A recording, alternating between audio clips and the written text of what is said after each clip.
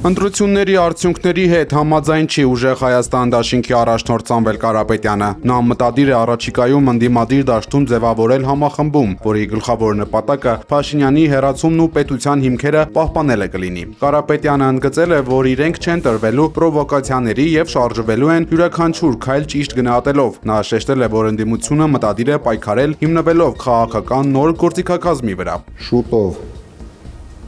մենք միասին բոլոր ընդդիմադիր ուժերով կհրավիրենք հանրահավաք, որը ես ցանկանում եմ կոչենք ուժեղ եւ վստահելի հանրահավաք, քանի որ միայն այդ դեպքում մենք կկարողանանք ռեալ մեր ժողովրդի աջակցությունը ստանալ այդ հանրահավաքին։ Անդրադառնալով միջազգային դերակատարներին եւ արտաքին քաղաքական վեկտորին, Կարապետյանը նշել է, որ Հայաստանը չպետք է վերածվի աշխարհաքաղաքական հակասությունների կիզակետի։ Նա ընդգծել է, որ ընդդիմության պայքարը կրելու է համակարգված բնույթ առանց էմոցիաներին տրվելու։ Ռուսաստանն էլ է հաղթել, որովհետեւ Ռուսաստանը մինչեւ հիմա մեզ վերաբերվում էր որպես դաշնակից պետություն եւ համբերությամբ նայում էր մեր արած բոլոր հակառուսական փոքր քայլերին։ Այս ընտրություններով Ռուսաստանը ստացավ հնարավորություն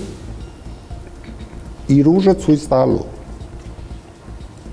Եվ մենք արդեն տեսնում ենք, որ այդ process-ը սկսել է։ Մենք չպետք է թույլ տայինք Հայաստանը դարձնեինք հակառուսական կենտրոն, ինքը եվրոպացիներին կարողացավ վաճառել հակառուսականությունը։ Ես չեմ հավատում, որ եվրոպական մի երկիր կամ մի եվրոպական արժեքների մեջ ինքը տեղավորվում է, բայց ինքը հասկանալով ստեղծված իրավիճակը Ռուսաստանի եւ այդ պետությունների միջև կարողացավ վաճառել հակառուսականությունը եվրոպացիներին։ Կարապետյանը կոչ է արել նաև քննադատելուց ու խորհուրդներ տալու փոխարեն միանալ ընդդիմության համախմբմանը։ Շատ խորհուրդներ մեզ չտան, թող գան միանան մեր պայքարին, բոլորը այդ պայքարի մեջ տեղ ունեն, իրենց լավ մտքերը արտահայտեն, լսեն հակառակ կարծիքները եւ բոլորը չքննադատեն 21 թվի Քոչարյանին կամ 26 թվականի Կարապետյանին, մենք բաց ենք պայքարի համար, ցանկություն ունենք մեծ համախմբում ունենանք։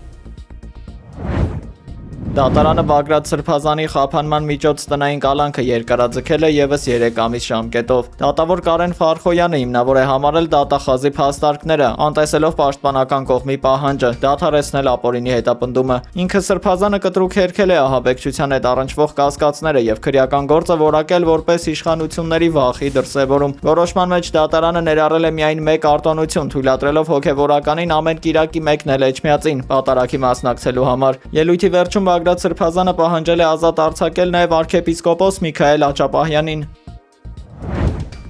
Բարգավաճ Հայաստան կուսակցությունը պատրաստվում է վաղը դիմել սահմանադրական դատարան ու վիճարկել հունիսի 7-ին կայացած ընտրությունների արդյունքները։ Կուսակցության մամուլի խոսնակ Իվետա Տոնոյանը հայտարարել է, որ կենտրոնական ընտրական հանձնաժողովի ապօրինի որոշմամբ 3 ընտրատեղամասերում քվեարկության արդյունքները անվավեր ճանաչելուց հետո կուսակցությունը արհեստականորեն զրկվել է խորհրդարան անցնելու հնարավորությունից։ Տոնոյանը շեշտել է, որ ԿԸՀ-ն խախտել է օրենքի պահանջները, չիրականացնելով վերաքվեարկություն, ինչի հետևանքով ավելի քան 3000 քաղաքացի զրկվել է ընտրելու իրավունքից։ Ըստ կուսակցության ներկայացուցչի, սա պայքար է ոչ թե միայն ԲՀԿ-ի շահերի, այլ արդարության վերականգնման համար։ Տոնոյանի պնդմամբ իրենք օգտագործելու են բոլոր հնարավոր իրավական գործիքներն ու ընթացակարգերը ընտրողների խախտված իրավունքները վերականգնելու համար։ Հայտարարությունում Տոնոյանը շեշտել է, որ ընտրությունների արդյունքը ժողովուրդն է որոշում, ոչ թե Վահագն Հովակիմյանն իր գրիչով։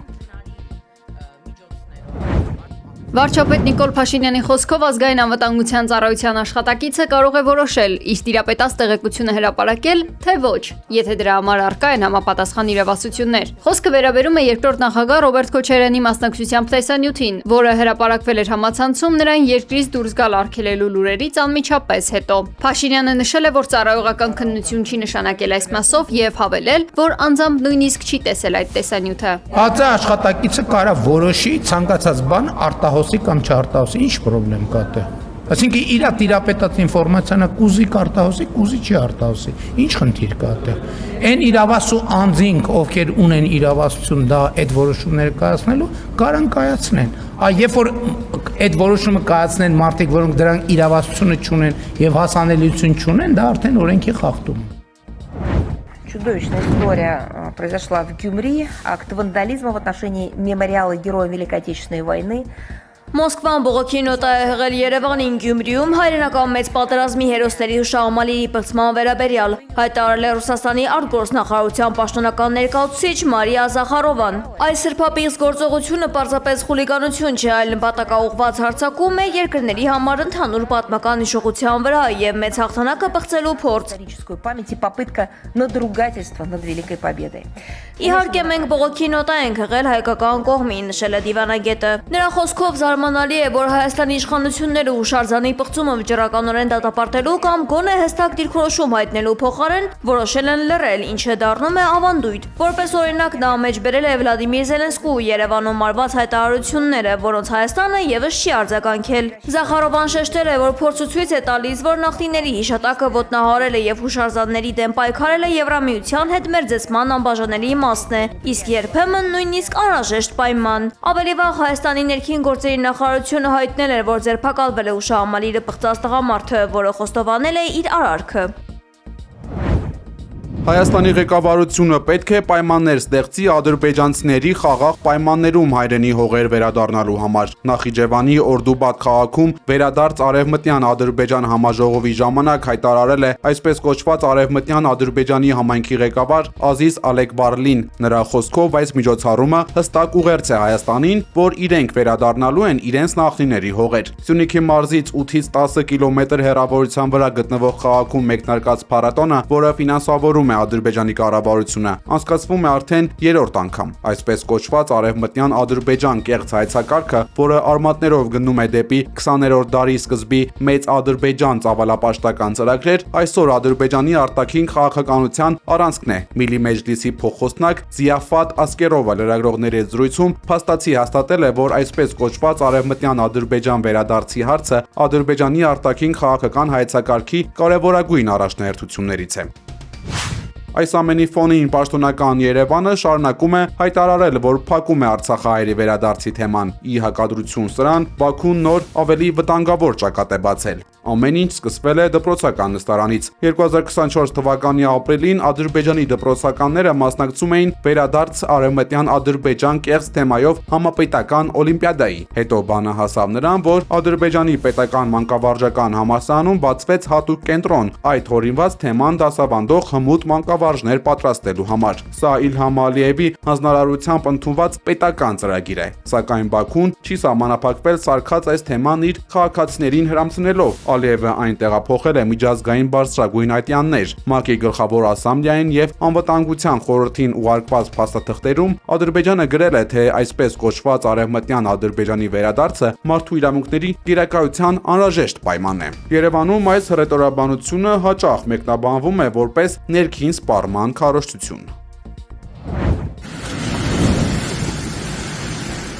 Մոսկվան եւ Մոսկվայի մարզը ենթարկվել են ուկրաինական ԱԹՍ-ների հզոր հարձակման։ Ըստ Մոսկվայի քաղաքապետի խոցվել է շուրջ 180 ԱԹՍ, սակայն գործողությունները դեռ շարունակվում են։ Ընդհանուր առմամբ Ռուսաստանի վրա է հարձակվել շուրջ 992 ԱԹՍ։ Հարձակման թիրախում են հայտնվել Կապոտնյայի նավթավերամշակման գործարանը Սադովոդ եւ Բելայադաչա առևտրի կենտրոնները, որտեղ ԱԹՍ-ների բեկորները ընկնելուց հետո հրդեհ է բռնկվել։ Հարվածների հետևանքով տուժել է առնվազն 17 բնակիչ։ Կոտելնիկիում Ուկրաինայում վնասվածքներ է ստացել 8 մարդ, վիրավորների թվում կա 3 տարեկան երեխա։ Մոսկվայի բոլոր օդակայանները փակվել են, Շերեմետևոյի ուղևորները տարհանվել։ Aeroflot-ը, Pobeda-ն, Rossian եւ Smart-Avian ստիպված են եղել փոփոխել չվացուցակները։ Aeroflot եւ Pobeda ընկերությունները խնդրել են չեղարկված չվերթների ուղևորներին չգալ օդակայան, նշելով, որ տոմսերի վերադարձնու ձևակերպումը կարելի է անել հեռավար։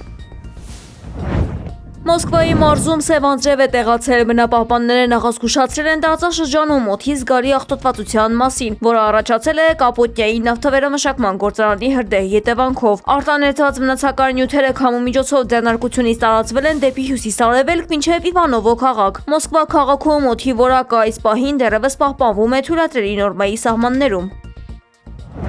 Бажаю здоровья, шановні українці, українки. Щойно я говорив з президентом Сполучених Штатів Америки. Ուկրաինայի նախագահ Վլադիմիր Զելենսկին հայտարարել է, որ Կիևը պատասխանելու է Ռուսաստանի բոլոր հարձակումներին։ Ուկրաինայի նախագահը հստակեցրել է, որ Մոսկվայի նավթավերամշակման գործարանի վրա իրականացված հարվածը ամբողջովին արդարացված է, քանի որ այն հանդիսանում է պատասխան շաբաթվա սկզբին Կիև-Պեչերսկի Լավրայի դեմ կատարված հարձակման։ Նա հիշեցրել է, որ Լավրան համարվում է ՅՈՒՆԵՍԿՕ-ի ժառանգություն եւ Ուկրաինայի ամենակարևոր պատմական ու կրոնական խորհրդանիշներից մեկը։ Զելենսկին շեշտել է, որ եթե Վլադիմիր Պուտինը չի ցանկանում ավարտել այս պատերազմը եւ մտադիր է շարունակել այն, ուկրաինական կողմը ձեռքերը ծալած չի նստելու։ Եթե այրվում է Ուկրաինան, կայրվի նաեւ Մոսկվան, նշել է նա։